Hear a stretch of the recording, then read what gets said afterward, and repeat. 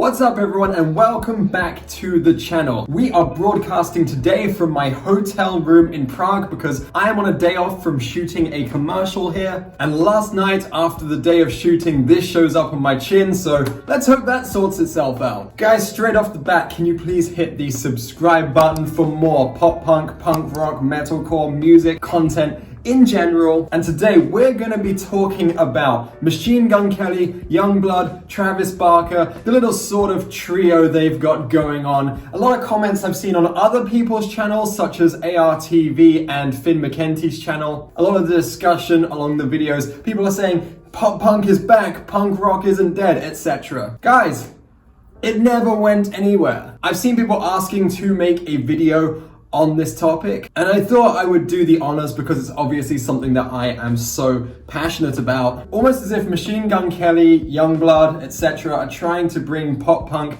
back into the limelight, into the mainstream, playing it on the mainstream radio, trending it on YouTube, etc. But did pop punk ever die? Did it ever lose popularity? Did it ever get less mainstream than it already is? I think it's always been one of the most popular styles of music, and that's just the way it is. Even when there was an array of power pop bands who were trying to mimic the sound. Let's look at the last 25 years.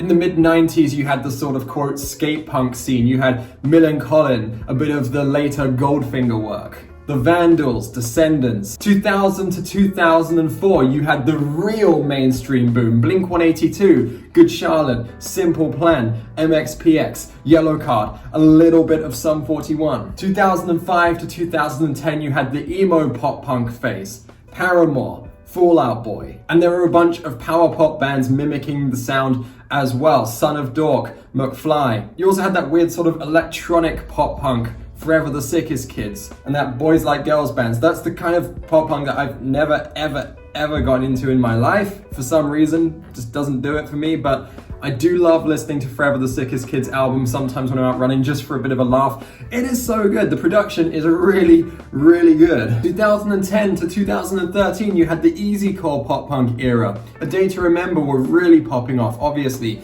4 Year Strong, Chunk No Captain Chunk, Man Overboard, defend pop punk, guys. Now let's look at the last decade. Blink-182 reunite in 2009. They go on a huge tour, not only headlining massive festivals in Europe, but also taking along bands such as All American Rejects, 4 Year Strong, Fall Out Boy out with them. In 2011, they released Neighborhoods, and then there was again massive European tour.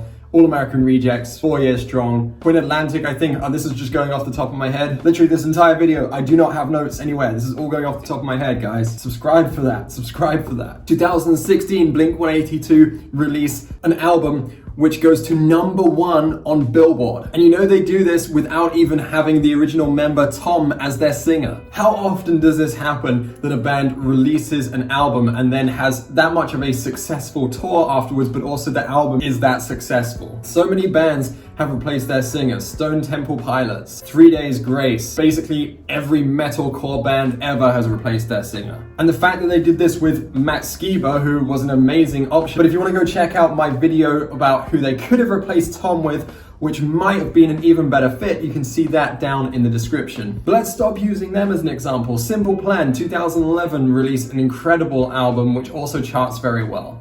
It features popular singers such as Natasha Bedingfield on it. And Rivers Cuomo. 2016, they do the exact same thing again. Funny coincidence, isn't it? 2011, 2016. Good Charlotte, again, 2016, really good selling album. Got a lot of airtime. But here's the real kicker that I want to talk about. 2013 to 2014, 5 Seconds of Summer, absolutely destroying the charts, and they to this day are still selling out arenas. Yeah, their sounds changed a little bit, they're not quite the same, but for a band out of Australia who got famous on YouTube to then go on late night TV shows and then do a medley of pop punk songs on a late night TV show, one of the most watched TV platforms in the entire world. These are some of the most popular TV shows in the world, not just the United States. Neck Deep, Neck Deep from the UK become extremely popular. They begin headlining tents at festivals and playing at major festivals. Busted reunites. They released more of a power pop, electronica pop album in 2016, but then again in 2019 they release an incredible pop punk album. And yeah, they started off as a boy band who mimicked Blink-182 and stuff. They even did the whole jumping thing into the air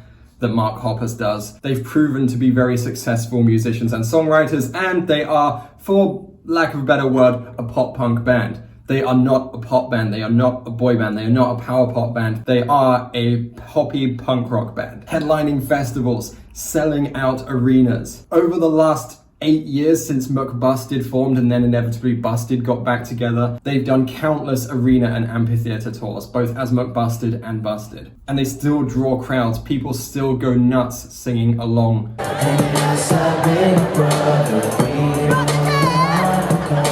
So for Machine Gun Kelly and Yungblud and Travis Barker, who Travis Barker obviously being pop punk god here, to be, quote, bringing back pop punk and punk rock to the mainstream, it's almost borderline offensive to pop punk. And this isn't bad-mouthing Machine Gun Kelly at all. I love the guy. His rap music was better than his pop punk music, but his album is really, really good. I never did a review on it because so many people were doing that anyway. There was nothing I could add to that conversation. But it is a good album. I will say the first 5 songs literally sound pretty much the exact same. I don't mean that in a bad way. It's just same chord progression, really similar tempo. His voice doesn't change. That's not bad-mouthing him. I just think this is very common when you're entering or foraying into a specific music genre. It's the same way that if I was to write a metalcore album, it would probably be open, open one, open, open one.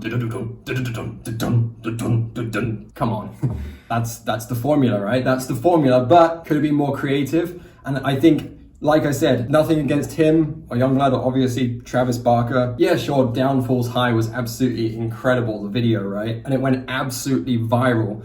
And he's made a very smooth, easy transition from rap to pop punk. And people are embracing it and it's doing very well and it is mainstream. And yes, he is playing on Saturday Night Live and late night TV shows. But that doesn't mean that he's bringing it back.